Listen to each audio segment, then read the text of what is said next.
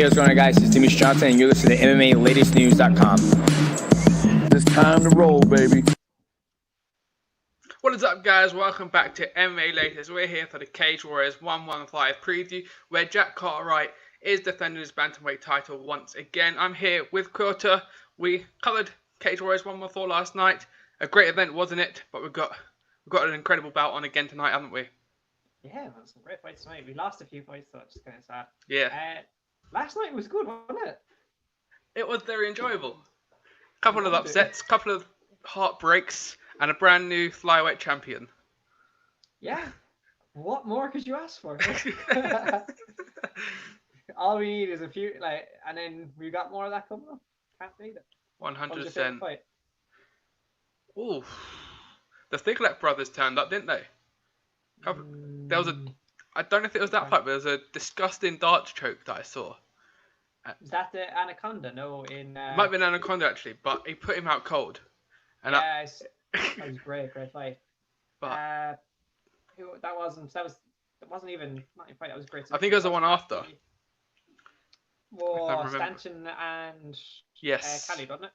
I know yes, one, yeah. That's the one. Great fight. Yes, definitely. Double check that now. Yeah, the Anaconda was Aaron Khalid and Mick Stanton. But yeah.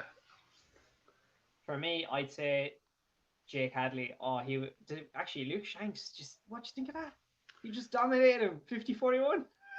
He did. You know, yesterday I made the quite bold prediction now on reflection that the experience would shine through. But Luke Shanks, he's going to be a problem at flyweight when you got someone with that, level of technicality in terms of their wrestling and their grappling, and Porter Dean couldn't do anything over the 5 rounds. He couldn't adjust his game plan. For a 125-pounder to do that, it's very dangerous. Yeah, he you just felt like after a while, it's like, Jesus, is this guy getting arrested after this? Because this is just he's just like manhandled this guy. It's crazy. It was so good to watch. Shanks put on a clinic really for grappling and just dominating one individual. Taley looked good too. Is that the match up to make? I think obviously the president Graham Boylan was talking about the 2 other flyweights on that bout. So obviously they've got some strong matchmaking to do this weekend or this week. Yeah, I really like Hadley though. I think I'd like that fight because I think post fight the way he speaks very, very clearly, and he's quiet. Like he seems so honest. I love him. And the fact he's undefeated. I think he said on social media, asking if people thought it was at UFC next or if the title. I honestly I don't remember the full post. I just saw it in passing, so I could be somewhat off with that. But Amar Singh looked good, but no, you have to give it to Jake Hadley. What do you think? Yeah, I think it's, you can't put too much into the place and not other fighter on the card, but the fact that he was a co-mainer, I think that might edge him a little bit towards it. And as you mentioned, though, he looked fantastic on the night. And of course, the post-fight, interview can almost grant you that title shot a little bit more. It can give you that, 10-20%, more eyes on you, and people go, oh, he deserves a title shot over X, Y, Z. Yeah, he won my heart anyway with that post-fight interview. He was kind of, I think it was Jake Hadley who was mentioning some relatives who have passed. So you got to give respect to him for going out there and then dedicating his fight like that. He was phenomenal there. It was so good to see. And who else we got? Who are we missing? What did you make? Yeah, what did you make of Jack McGuire and Kieran Mulholland? Obviously, being the Irish itself, those two faced off, and it became a bit of a bloody fight, didn't it? Yeah, it was fun. I actually can't speak fully on that fight. Genuinely can't because I was watching on Facebook and I was thinking, we're watching on the laptop, and I was thinking, Grant, this won't go down, and we just swap over the fight pass then for the main. Just because Facebook was handy in front of me, and the stream died. I was gutted. Stream died for me, so I only saw about maybe around and a half. From what I saw on Twitter, I just went on Twitter. I started following lads late. I think I was just looking at a few different people's tweets. So I think I remember seeing Andy Stevenson going on about it as well, and I see other people putting up their scores. Sig Shashi was putting scores there. Yeah, it was good. It was good. From what I saw like it was a pretty good scrap, and then from looking at people I follow, they seem to enjoy it as well. Didn't see that much of it. John Mitchell, though, he stood out. Talking of Irish lads, he's a dark horse. Yes, 100%. Actually, yeah, it might have been that fight that I watched, but I just remember watching one of the two fights go to submission, and it's one of them ones where you almost grimace at it because it was cold blooded. Just it was so slick and like yeah. It was one of those. He just kind of like, I don't know, he made that fight his own. He just, the way he locked in that submission, he looked like he was meant to be there, and he just looked a different class for you, didn't he? 100%. Someone who came come up a bit short was George Smith, of course. Matthew Bonner showing his experience in that one. George Smith was very, very close from getting that armbar, and he won 2 rounds out of the 3 that was given to him. And on another night, he would have got the submission win, but he didn't quite get enough, and obviously gave everything that he had in those first 2 rounds, and came out the third a little tired and a bit fatigued. And Bonner capitalized on that. He was wrecked in that third round. He put everything into that second. From looking at it anyway, that's what it seemed. He looked good though, really. I thought, but seemed like he was competitive. I thought he was gonna win after that second round. I think I tweeted it as well. I was like, oh, as we do. I bet it was like that curse. Cause I think it was John Hustler came back at me. He was like, cursed me. I'm like, yeah. Yes. Yeah, it's a shame because obviously being at Cage Warriors 112, he pulled off the armbar submission in 13 seconds. But even then, he took a little bit of damage, and it became a bit of a brawl. But he went straight to the floor. They went from phone booth box fighting into a fantastic grappling and jiu-jitsu showing. And I was hoping he might be able to do it in that third run if he was able to catch an arm or something like that. Because I think the most impressive thing, and maybe this is something we picked up, watching him more recently, is how phenomenal George Smith is on the ground. We don't really expect that. In a traditionalist sense, a UK fighter is someone who comes out, stands up, and shows off his boxing and kickboxing. But it's not the case in modern MMA yet, and where MMA is at the moment, is it? No, not at all. You kind of looked at Manchester is like a hotbed for lads who are savage at grappling. That proved it for me because I wasn't really. I think I only saw one or two George Smith's fight before. I knew he was good. Knew he was good at the floor, but I didn't know he was that good at grappling. And he looked good. But Manchester said hotbed. Like, you got Mockett coming out of there. You got Smith. There's some serious amateurs coming out of Manchester's top team as well. And then who SBG Manchester, you got is it Levi Stevens? Champs Camp as well, I believe, is in the area. They're so and they've all got they're all killers, serious wrestlers, serious grapplers, and they can strike too. So I don't know. Yeah, you're right. It's really nice to see. Yeah, 100%. But we move on tonight from one SBG Manchester alumni to another. Jack Cartwright defends his Bantamweight title tonight. Obviously, he did win it in that tournament. He made it his first defense on Cage Warriors 112. What are you expecting tonight for him? Is it going to be, another knockout win, or is it going to be very similar to his last fight that went the 5 rounds?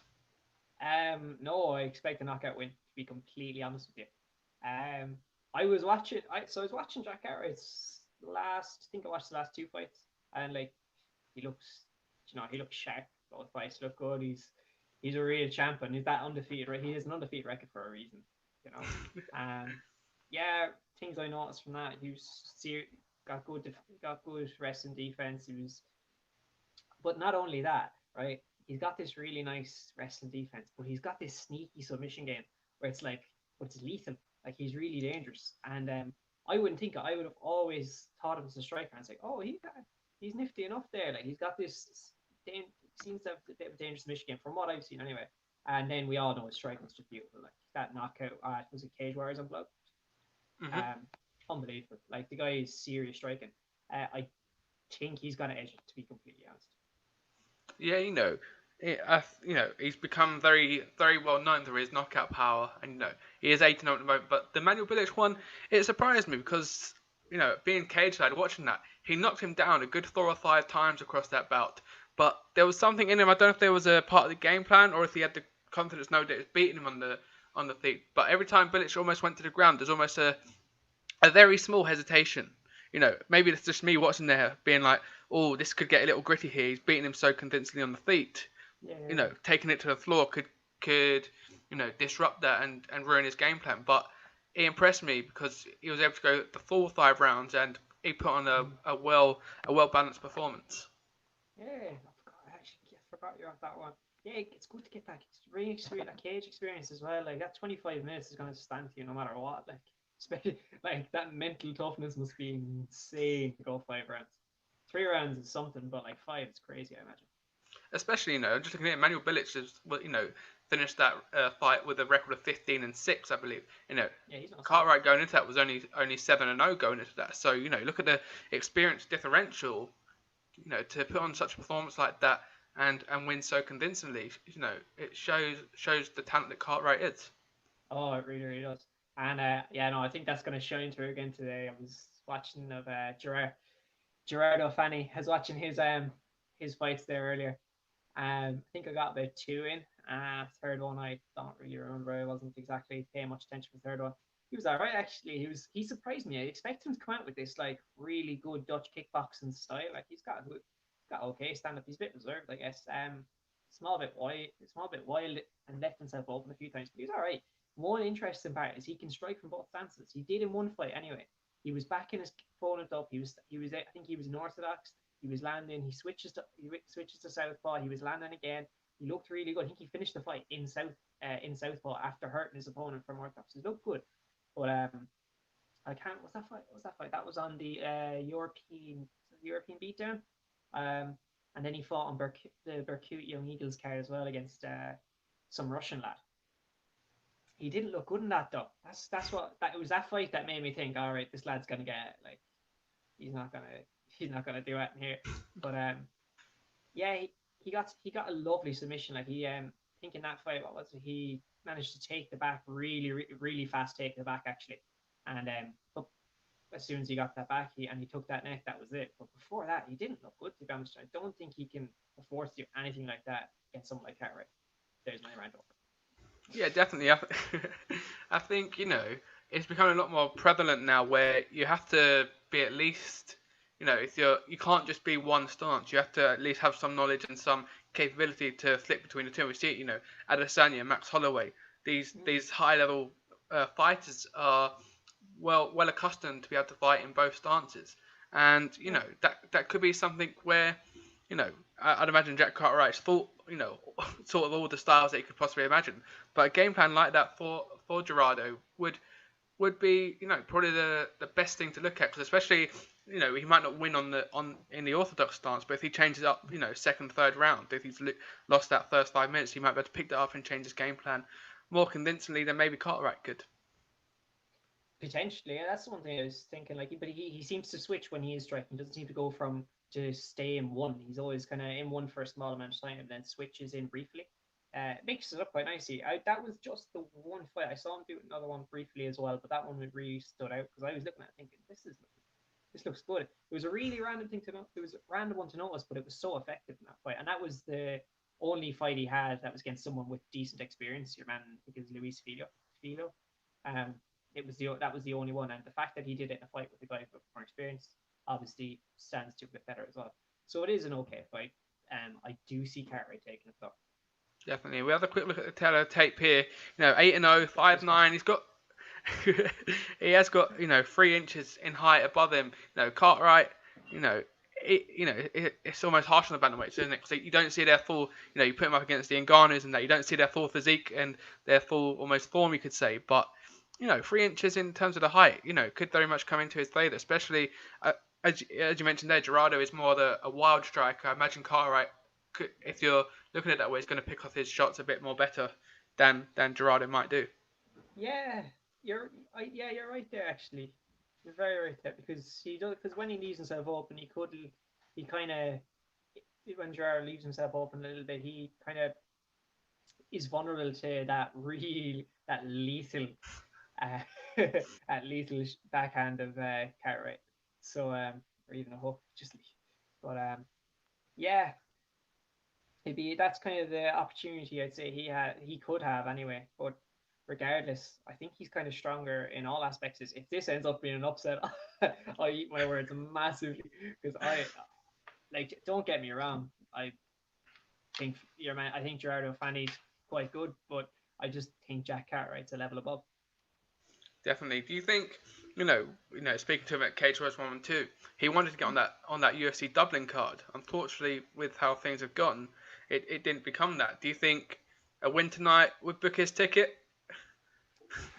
Yeah, I wouldn't be surprised. It's technically it's competition out. He's fighting fairly decent level competition from outside of the UK, so I guess that's a way of proving himself a little bit more against guys that are outside of the regional scene that he's in. But so that's potentially a good way of getting into the UFC. Geez, I would love to see him in Dublin. Imagine like his hair in Dublin. People, any casual fan like that just knew the Irish fighters. If they saw him walking in, the faces that people be pulling, thinking, "What is this lad doing at all?" Yeah, you got to be pretty courageous to rock up into a fight with what is called as the rat tail, isn't it? The rat tail haircut. It's like you're not going to see many of them about. Maybe one day we see, if when he does if and when he does become UFC champion, we see, loads of children running about with rat tail haircuts. Look, do you know what, man? Never ever. I hope no one ever starts taking the piss out of him and goes too far about his hair anyway. Because if everyone starts taking the piss out of him and doesn't realize that he's like this lethal pro fighter is in for a rude awakening. Yeah. I definitely, we was there at, SBG Manchester, and he was training with Martin Stapleton, who, is a very well-rounded lightweight to be going. He is indeed, but to be going rounds with someone of Stapleton's level, especially being two classes above him, it's a pretty special talented fighter. And of course, he's got Matt Inman behind him as well. Now, I would say SBG Manchester, and I think the whole SBG sort of brand has this. It has a very family feel towards it. Yeah, and do you know what, Mitch? They are getting serious promotion with Cage Warriors. Do you know what? I think it was. I saw it tweeted at some point.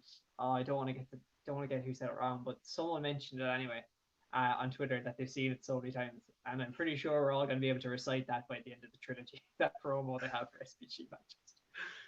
Yeah, definitely. I think we have to go with the Cartwright winner. I think he defends his belt for a second time, and then hopefully he gets that shot to the UFC because he deserves it. And he's had it on his radar for a little while now, and he's probably ready for it. It'd be nice to see another Bolton. Well, I would say Greater Manchester. He's up in Bolton. It'd be nice to see another one come through, especially for the UK scene. True, could be number 100. You never know. Could be. Do you reckon they do? Whoever does take that 100 spot, surely they must have some sort of special award for them, because that's a big landmark, isn't it? Especially with Cage Warriors. A special belt or something. I don't know.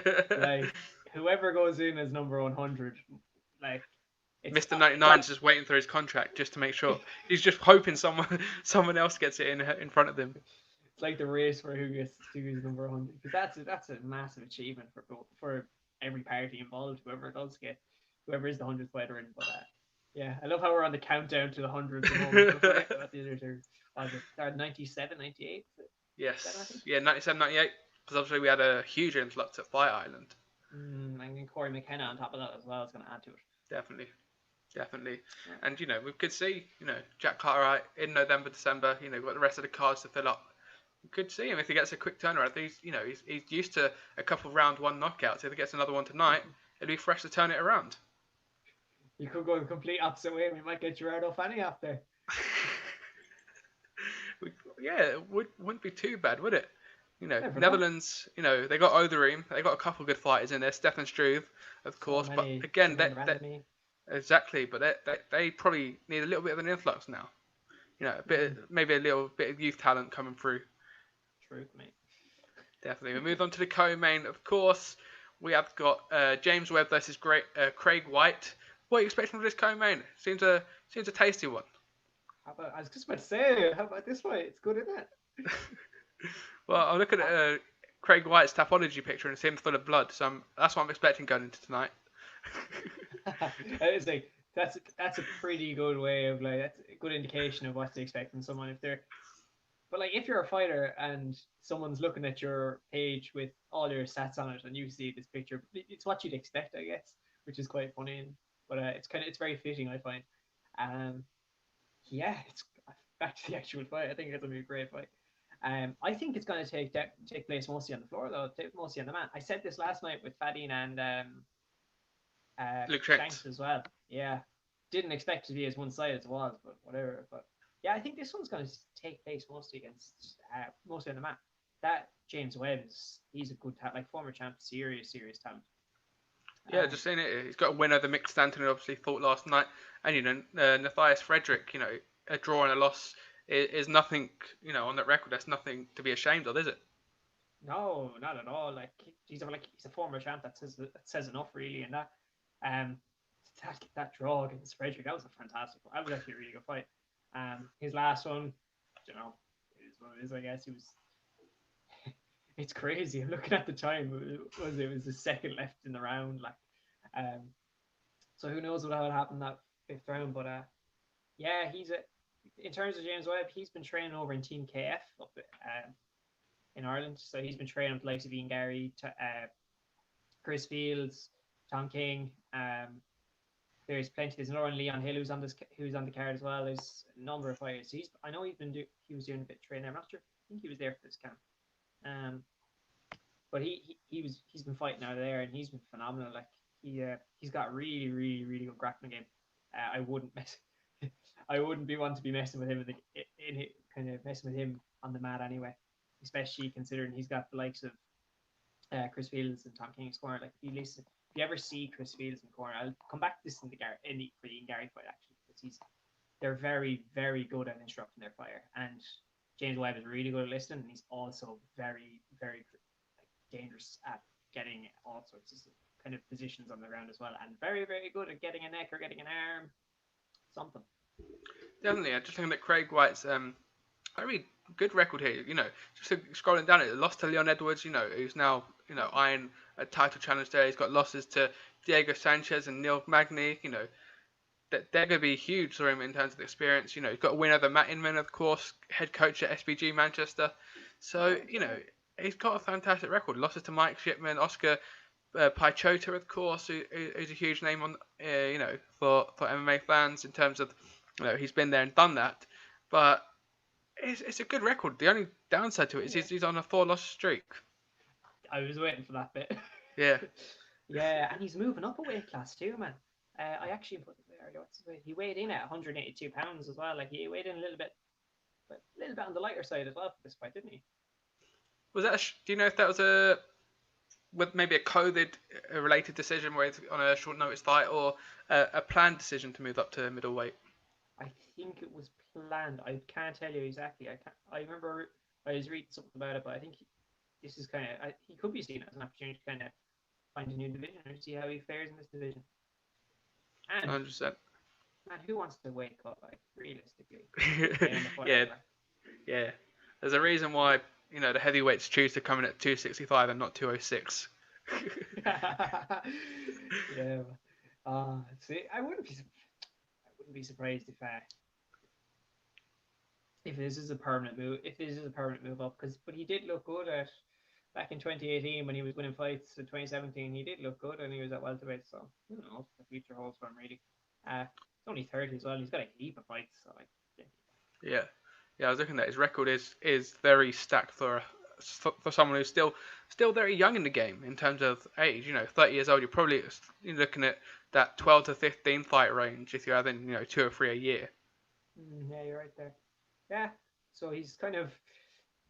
When did he debut? He debuted in 2009. Like he's been around for he's just been around the UK MMA scene for how many Cage Warriors fights this guy have? It's crazy.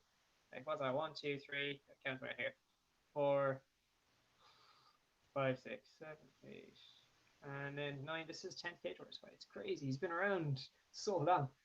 Sorry to anyone who just why is this lad just counting? Hey, it's a match session. We have to sometimes. But we'll have a quick look at the tape once I can find it. Here we are. James Webb, Craig White. What's standing out for you here? Not much really. The record, obviously, the experience stands out. I think that's but there's a bit because James Webb has experience at middleweight, and Then we've had Craig White, who's been fighting at welterweight. I think that's going to have a bit of an impact on the experience, on any Yeah. advantage experience-wise as well. But no, I think they're fairly. I think it's a well-matched fight, especially in terms of how it could go. I think no matter if it's on the feet or on the floor, or if they're just stuck in a clinch against the cage, probably. I think they're very well matched. I'm kind of leaning towards James Webb, though. What do you think? Yeah, it's difficult, especially now you said, he's coming at 182. I don't know if that's maybe his more natural weight, or if he's just, maybe not misjudged the weight cut, but he's come down a little too far, and he's coming, if he's coming on Monday at, 186, 185, but then you probably wouldn't cut those extra 3 pounds. So it's probably more likely his natural weight. It'd be interesting to see what they're stepping into the cage tonight, whether James Webb's almost like 190, 195 upwards. There could be like a 10-pound discrepancy between the two. True, actually, yeah, but you could also, there might not be as drained from weight cuts as well. Like, there's a lot of variables, but it'd be interesting to see that side of it, like from a fighter's perspective, and actually following them through that. So, yeah, who knows? I guess we'll find out later. I mean, as got UFC 253 tomorrow night. Izzy's coming at 184, so you don't have to make that limit, do you? Nah, you don't need to. Like, it could be just down to you. If you could have been using the scales that was a few pounds out or something before you got on the actual official scales. Like, could be multiple factors. Could have just got too much weight, had a bit too much water. Who knows? Either way, it should be a banger. 100%. I think, looking at the two, I think that might be one of the fights of the night. So I think that's probably the perfect co-main event. So we're going to look at that. And, as you mentioned, if it's a good jiu-jitsu, competition, that could be one where we're looking there, 2-3 rounds in, and there's, I don't want to say Nicholas Dolby, Ross Houston extremes. I don't think so now. It might do get a couple of elbows in there, and I reckon this could be the dark horse of the fight of the night. Fair one. But we shall move on to Jack Grant, Yassine Belhadj. He's mentioning Bellator Paris. Another one of these top prospects coming in from France. What are you thinking here, Belhadj or Jack Grant? I'm gonna go with the legend of UK MMA in the making and Jack Grant here. I was watching fights for both of them earlier, actually, just out of pure interest in what's gonna happen tonight. And yeah, Belhadj, you can kind of, from watching his fights, he looked alright. Maybe it wasn't fighting the level that Jack Grant's been fighting for this. Like, Jack Grant's been fighting high level for years now. But so Belhadj hasn't been really fighting that. He's got good feints, and then he's got a few fast strikes. He's efficient with his striking from what I've seen. I think I watched 2 or 3 of his fights again, and yeah, he looked good. 1 or 2, like he mixes them up a little bit as well. He'll throw stuff out of nowhere. He's good to watch. Is one thing I'd say. He's good to watch. And when he was taken down, every time he did this in one fight I was watching, he's taken down to the mat, right? And as soon as he's brought down, it was like 2 or 3 seconds left in the bout. He's going for a heel hook instantly, right? And he had a heel hook. I saw on his record, right? He had a heel hook in a few fights before, and then in this fight, then goes for the heel hook end of the round. The round starts on his back again. First thing he does, heel hook submission, done. So he seems to really like that heel hook when he's on his back.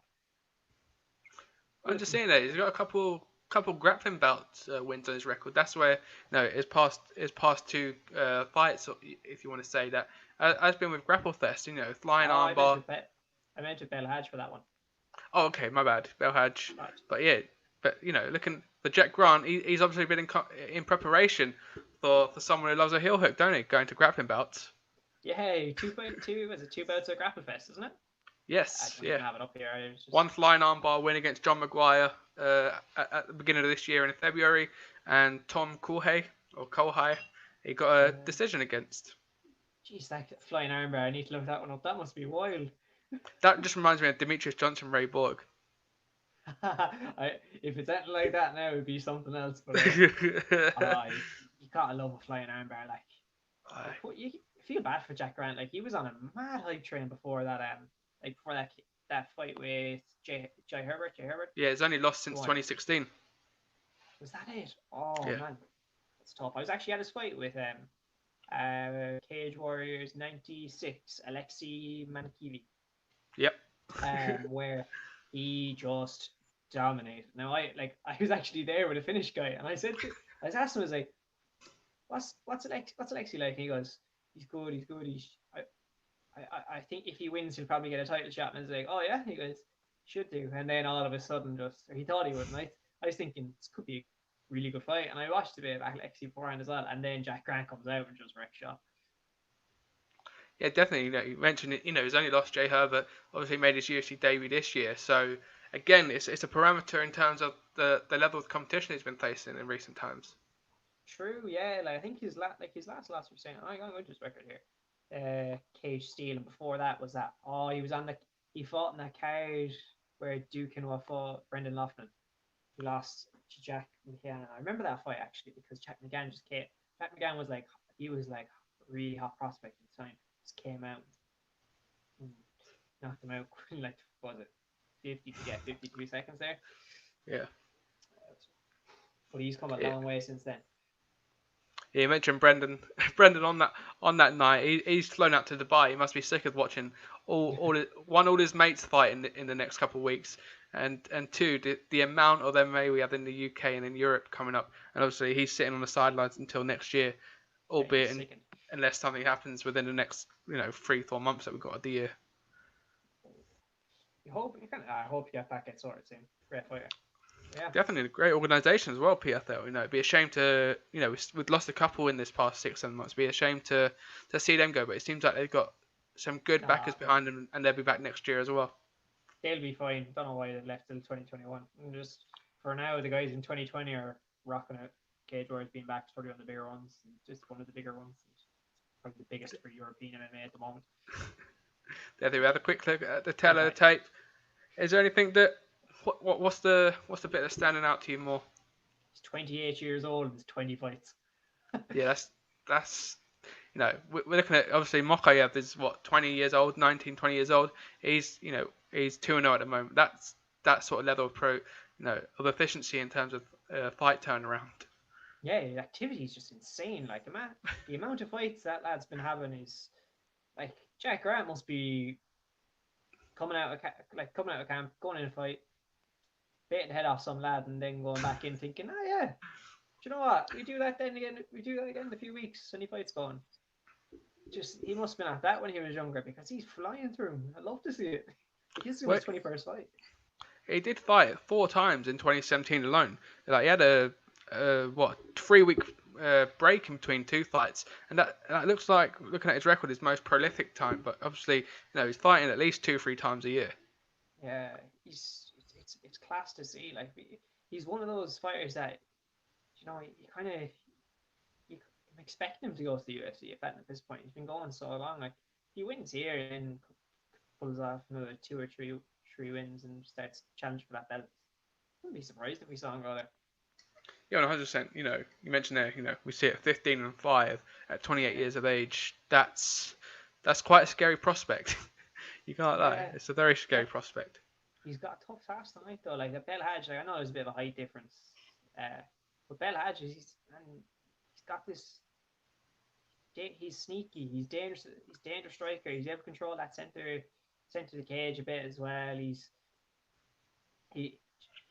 And if he lands one of those kind of sniper-like punches or pulls off a sneaky heel hook, I think this one could be a sleeper fight. I think people might be sleeping on this one a little bit, but I think it's going to be a banger. Yeah, I guess obviously we haven't looked at the betting odds or where to bet on this night or on this fight, should I say? But I think it'd be a good idea to take a look at those odds for submission wins to both of the fighters. Lo and behold, then the two of them go out and just stand and bang. Yeah, and we're just looking at bets thinking, all right, sorry lads, just get him screwed right. Yeah, good fight. Over the next one though. Next one's I'm high in the next one. I think you're a bit of a fan of Wilson, aren't you? Maya versus Adam Wilson. Yeah. We lost like 4 fights on this card, haven't we? But the 5 fights that remain in are something else. Oh yeah. That's why I was so happy after I watched so many fights earlier, I think, over the last few days, and at lunchtime today, I was buzzing afterwards, thinking, wow, there's some serious fighters not coming up tonight. Like this could be really, really good. You saw Wilson. Did you see him live I at the did. last Cage Warriors match? Yes, when he defeated Scott Malone by a rear naked choke in the second round. And again, he's one of those that look very, very good. A huge prospect. He's only 5-0 going into tonight, so he's still got a full career ahead of him. Still, he's still very much learning his game. Maia, 5-4 of course, but you see, the losses on his record. Jack Shaw was his most recent loss, and we know how much of a talent he is. You know what? I really, really like Wesley Maia. Genuinely do. And Wilson's lethal too. Like he's 5-0. Like you were saying, what you were saying there, like he's good. He's got a good career ahead of him as well. He's sharp. Like I remember he fought. I watched his fight with Etheridge. I think it was. Do you was record up there? I think it was Etheridge. Yes, Cage Warriors 101. Muay Thai fighter. Oh, and he put on a striking clinic. Like he was dominating, and I think they were saying on broadcast that Etheridge had like 25 Muay Thai fights, and then Wilson comes out and he just starts lighting up in the striking. It was class. Yes, 100%. I think it's interesting to see us. We saw Johnny Walker make the trip over to SBG Island, but obviously Wesley Maia is coming out of Great Britain top team. We've got the likes of Nathaniel Wood over there. Yeah, it's a fantastic team to join, isn't it? We look at the success that Nathaniel Wood's having in the UFC, albeit he lost to John Dodson in a very close fight in his most recent bout. But again, that's a great team to be at. It really, really is. He's in a good place. But what, man? In fairness, actually, before I go on to this bit with my, in fairness to Graham Boylan, he's a man. He was a man of his word for Wesley Maia anyway. Because I remember after he stepped in for that Jack Shore fight on late notice, and basically like he saved the fight, especially for Jack Shore. I think that was it. I think it was in Wales. I need to look that again. He basically saved that fight, and then Graham was like, "Yeah, I'm gonna bring him back." Guy stepped in, bring him back, but they brought him back a bantamweight, which has me gutted because I've been watching him at flyweight. Man, he's good at flyweight. If no matter what happens tonight, I want to see him go down to flyweight. Like he's fairly big for flyweight too, but he's got kind of long limbs, and he was all right. He was explosive. He was very confident in the feet from what I saw of him as well. So yeah, I fancy him at flyweight. I'm not sure about him just yet at bantamweight. He could end up being a whole different fighter at bantamweight, because last time I saw him bantamweight, it was late notice, so it's hard to judge, and it was against Jack Shore. Definitely, you mentioned bantamweight there. Brad Pickett and Nathaniel Wood aren't two bad teammates, are they? Considering where they are in their bantamweight division. But you mentioned there the flyweight division at Cage Warriors is, if he wins tonight or loses and decides to move that down to flyweight, it's bubbling away at the surface, isn't it? That division. Yeah, man, UFC is the same. We were saying it like it's. Bantamweights are just on the rise at the moment. You kind of love it. Oh yeah, definitely. I think if you're looking at it right now, if you're going it for a pound to pound, I think the women's strawweight division and the men's bantamweight division are probably the two hottest shark tanks at the moment. If you're going through them down the list. I'd say if you're going through them throughout different organizations and not just like the UFC, or not just one individual organization. You look through everywhere. I think they're kind of like the areas of growth, I guess, is the best way of putting it. Oh yeah, 100%. The bantamweight division. Any way you look at the moment, the bantamweight division is one of the highly touted. Even look at Bellator's bantamweight division. It's an absolute killers. But back to Cage Warriors. What are you expecting now? Are you expecting another win for Adam Wilson, or do you think Wesley Maia's going to come out there and shock a couple people, perhaps? I like Wesley Maia at flyweight, as I said. If he stands with Wilson, I'm not sure how that's going to go. I'm leaning towards Wilson simply because I feel like Maia's a stronger fighter at flyweight, but he's no slouch. He's got heart. He's tough as nails. So I think this one could be a really good fight. This is probably, you were saying earlier, it was like the dark horse of a fight. Yeah, this is my one.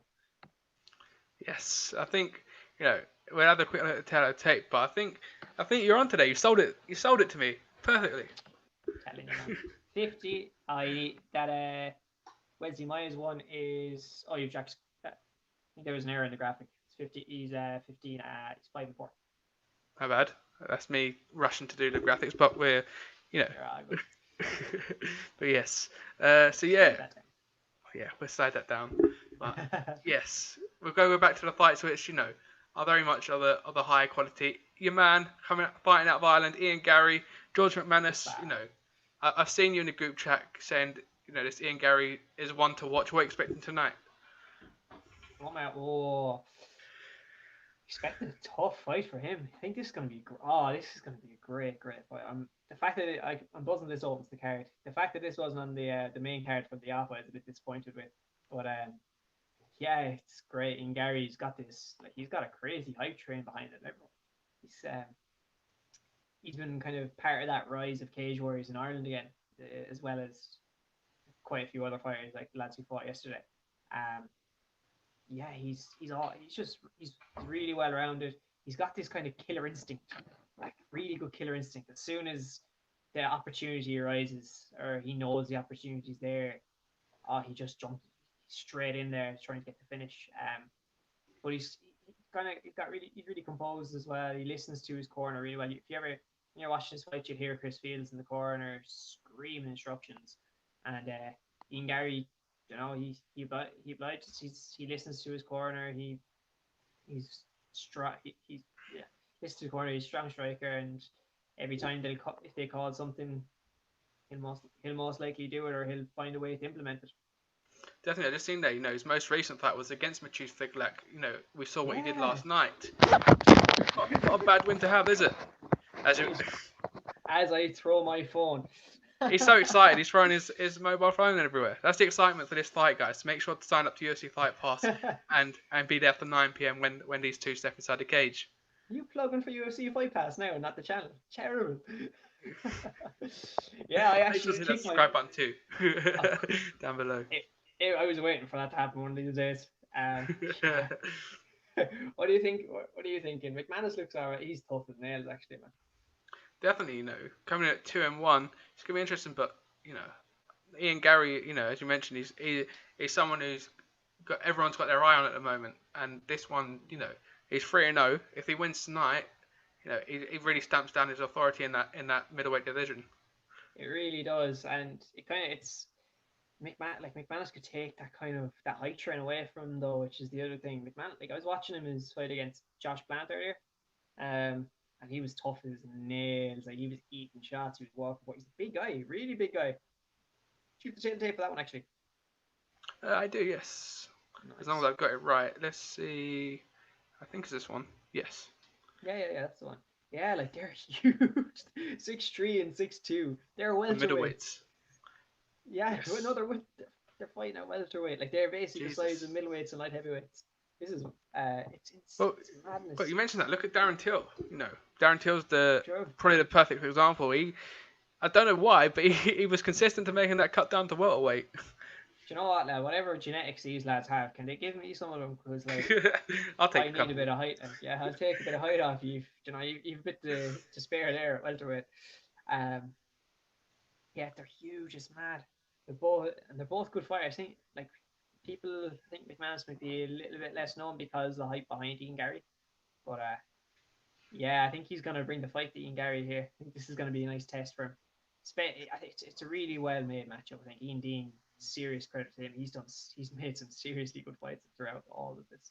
It's proven as well.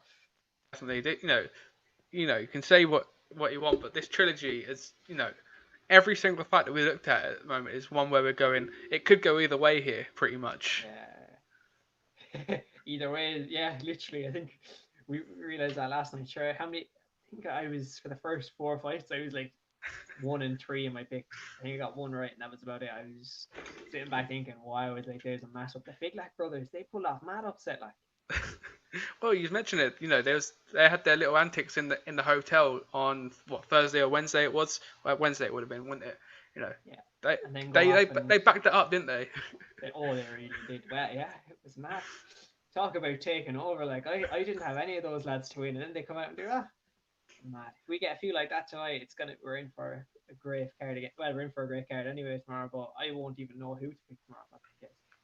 Definitely. I don't think Are you going? I get your prediction. Ian Gary, are you going with the Irishman? I guess you kind of have to if you.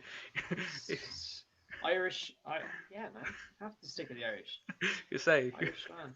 No, in terms from, I think it'll be a great fight, but I'm gonna go with Ian Gary. Probably just, I do think he has the edge as well. Like genuinely think he has the edge in terms of like all around ability, but I think he's gonna be pushed here. And if he comes out of this and he's after steamrolling and give him another maybe probably one more really good fight, like kind of higher level fight, and he's probably onto a winner to be flying up the division then. Definitely. We just got a comment here from Jordan Vincent saying what times are the fights. I believe it starts at 9 p.m. British summertime, doesn't it? So about an hour. Yeah, so it should be for Jordan. That should be 4 p.m. your time to the main card to kick off. 4 p.m.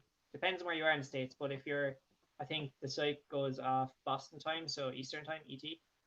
It's 4 p.m. that time for the first fight. Definitely, and he's backing your boy Ian Gary as well. Nice. Where they're from the States. Jordan's in the States and he's backing Ian Gary. Ireland's got this international representation here with Ian Gary. Wow. Oh, yes, 100%.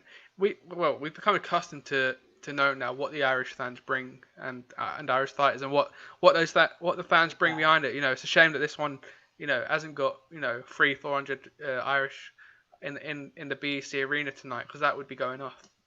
Oh, it'd be popping. Imagine you get a lot like between you would have got a few lads from Cork there yesterday.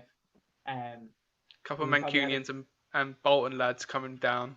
Be a pretty tasty party. You lads wouldn't have a few Liverpool as well. Like you lads wouldn't have a notion what some of the boys from Cork would be saying. It definitely breaks all COVID regulations at the moment. It would, but in a world where we wouldn't have that, you get a lot of lads from between Dublin, Cork, Limerick, you get from all over, Belfast as well, and it'd just be this mad mix of just crazy accents. But if you include the Manchester and Liverpool one too, I'd love to see it actually. Be a great night out. Oh, it'd be wild. You wouldn't know what people are saying. That's true, especially I don't know what we've got the European side for Gerardo and Yassine, bringing their fans over across as well. Wesley Meyer bringing a couple of Brazilians up as well. BEC Arena would be rocking tonight. Man, people call this some people call it Cage Warriors a regional promotion. It's regional, but they're all over Europe. And you've seen it throughout these cards. Look at this one. You've got a lad from Ireland. You've got Brazil, France, Netherlands, and then there's lads from Poland. Lads from all over. I know some are training in the UK, but then you've got lads who are coming from elsewhere as well, to fight. So they're getting guys from everywhere. All over. Yeah, they are truly global. And I guess that almost is a benefit of being on UFC Fight Pass, isn't it? Especially, that is a global network. Yeah, you're right there. Your Fight Pass is kind of proven at this point that for viewers, especially in the US, like our friend Jordan there, to be able to watch these things and kind of become aware of who these lads are. There could be a massive fan base for one or two of these fighters in the US that we don't even know about, just because they're on Fight Pass. Definitely. Someone tuning in, signed up to. I don't know if they do free trials at the moment, but you got a 7-day free trial. You booked it in this week. You're in for a treat. Do you know what? If you picked up subscription for Fight Pass just this week, you're in for some time. You have these 3 cards. And then there's a load of other events on. There's boxing on. There's some other MMA on as well over in the States that should be on it as well. You could sit there and just watch Fight Pass all day from start to finish, thinking fight after fight after fight. Especially you got the global representations. You literally wake up, put fights on Thursday morning, and you'd be there until Sunday morning, Sunday evening if you're in the UK. Yeah, if you're in the UK, you just sit there and don't stop. You just be looking at the screen it's crazy.